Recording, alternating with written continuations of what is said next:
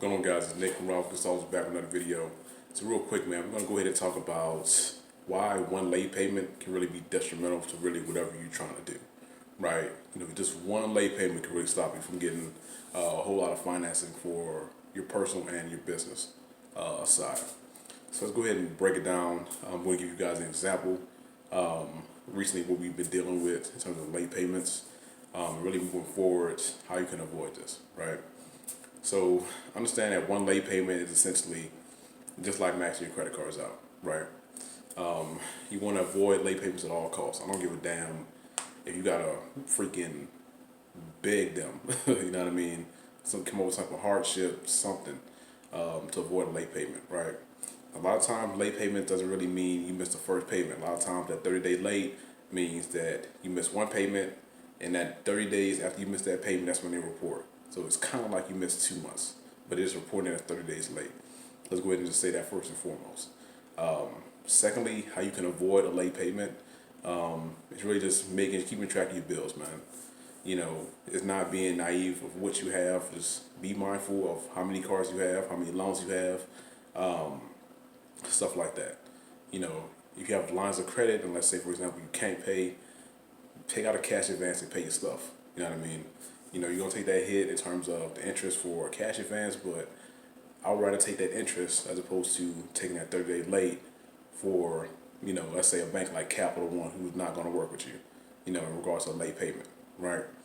So let's say, for example, you're a guy or gal who has, stellar credit, auto loan, mortgage, everything's paid on time, but you have one late payment on, let's say, like a line of credit, right? A late payment could easily be from 3 years ago, right? You're in the high 700s, you're trying to get financing. We're seeing a lot of times with files like that, they're getting denied because of that late payment. It used to be after a late payment, you could wait, 12 to 14 months in order to apply, for like a large business line of credit or something like that. Nowadays, it's not going to fly. You know what I mean? You need to have stellar credit. I tell a lot of my clients, don't give them a reason to deny you, right? Lending standards are getting a lot more rougher. I said this in previous videos, banks are tightening up on their assets, which is cash and things like that.